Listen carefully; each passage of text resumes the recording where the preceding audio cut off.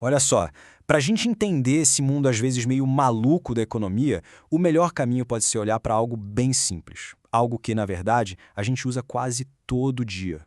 É isso aí. Uma camiseta parece a coisa mais básica do mundo, né? Mas a jornada dela, de onde ela veio até chegar no nosso guarda-roupa, essa jornada conta a história inteira do capitalismo moderno. Então, a grande pergunta é essa: como é que essa camiseta foi parar aqui? E mais importante, o que a história dela pode nos ensinar sobre o sistema econômico em que a gente vive? Bora lá então? Vamos traçar o caminho dessa peça. E olha, já adianto que é um caminho bem mais complicado do que parece à primeira vista.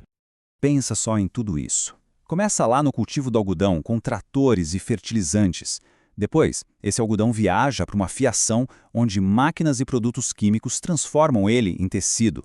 Aí tem o tingimento, a costura, o transporte global e navios gigantescos até finalmente chegar na loja, com todo o marketing envolvido na venda. Como diz a economista Sofia Manzano, isso tudo é uma cadeia de produção global super complexa. Alguns séculos era impossível até de imaginar algo assim. Ok, mas para a gente entender como esse sistema todo surgiu, a gente precisa fazer uma pequena viagem no tempo. Vamos voltar para um mundo onde nem existia fábrica de camiseta. E aqui está o pulo do gato, a grande virada de chave. No feudalismo, o pessoal produzia para sobreviver, para atender às necessidades da própria comunidade. Se sobrasse alguma coisa, ótimo, vendia. Já no capitalismo, a lógica se inverte completamente. A produção já nasce pensando no mercado, pensando em vender. O lucro deixou de ser um extra, ele virou o motor de tudo. E olha, essa mudança não aconteceu da noite para o dia, e muito menos de forma pacífica. Foi uma transformação radical. Começou lá nos séculos XV e XVI com os cercamentos. Basicamente, pegaram terras que eram de uso comum e cercaram, privatizaram. Para quê? Para criar ovelhas, cuja lã era muito lucrativa. Depois vieram eventos como a Reforma e até leis do parlamento que oficializaram o processo.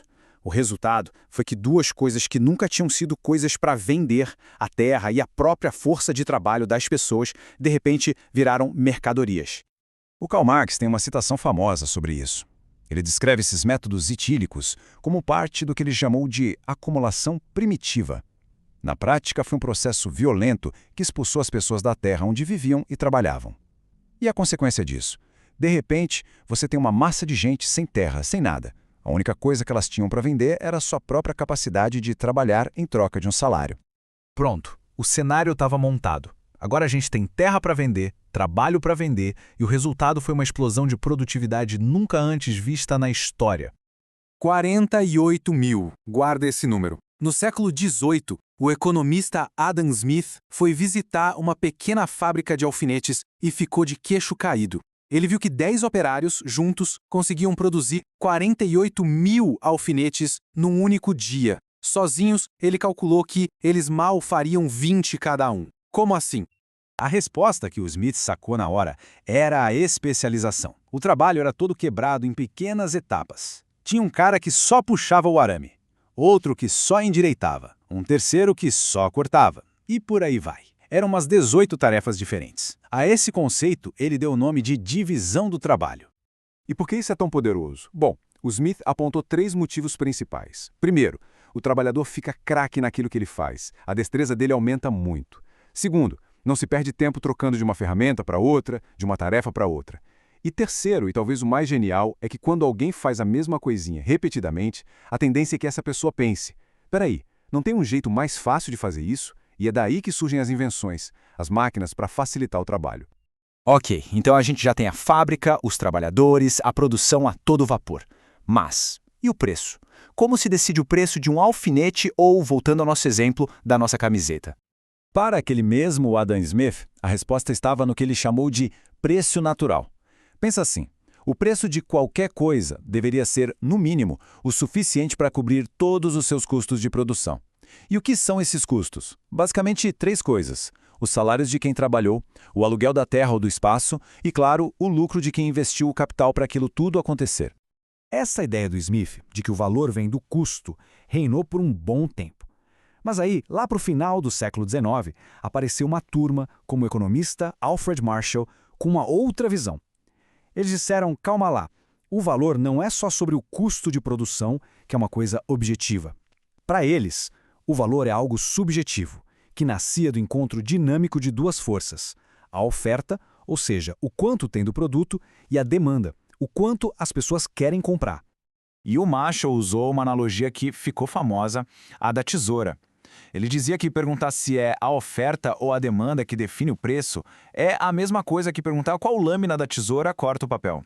Ora, você precisa das duas, né? Uma não funciona sem a outra. E este gráfico dos computadores pessoais mostra isso perfeitamente. Dá uma olhada. Em 1982, o preço era altíssimo. Pouca gente comprava. Com o passar do tempo, o preço foi caindo, caindo. E a quantidade vendida disparou. É a lei da demanda em ação.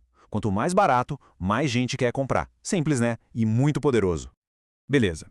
Já falamos de salários e de preço.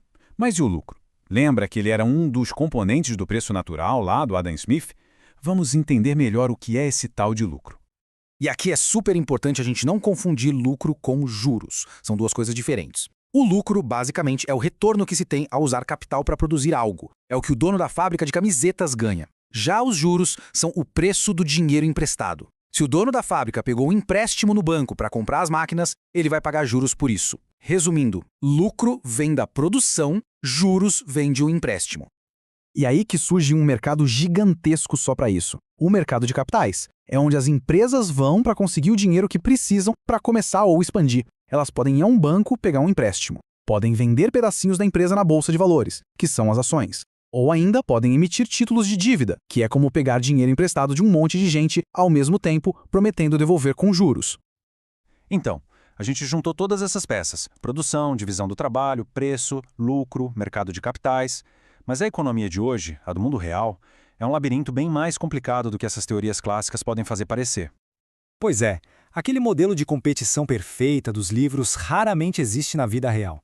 Na prática, muitos setores são dominados por poucas empresas gigantes. E os produtos não são todos iguais, certo? O poder das marcas cria uma percepção de diferença que influencia totalmente a nossa escolha. Além disso, nós não somos 100% racionais o tempo todo. A psicologia, a cultura, tudo isso pesa nas nossas decisões. E, para fechar, tem a questão das externalidades. O preço na etiqueta quase nunca inclui os custos sociais ou ambientais da produção, como a poluição, por exemplo. E tudo isso nos leva de volta para o começo, a nossa camiseta. Depois de tudo que a gente viu, ela deixa de ser só um pedaço de pano. Ela vira o símbolo de todo esse sistema gigante e super conectado. Então, depois dessa viagem toda, passando por fazendas, fábricas e mercados financeiros, fica a pergunta no ar: qual é, afinal, o verdadeiro preço desta camiseta?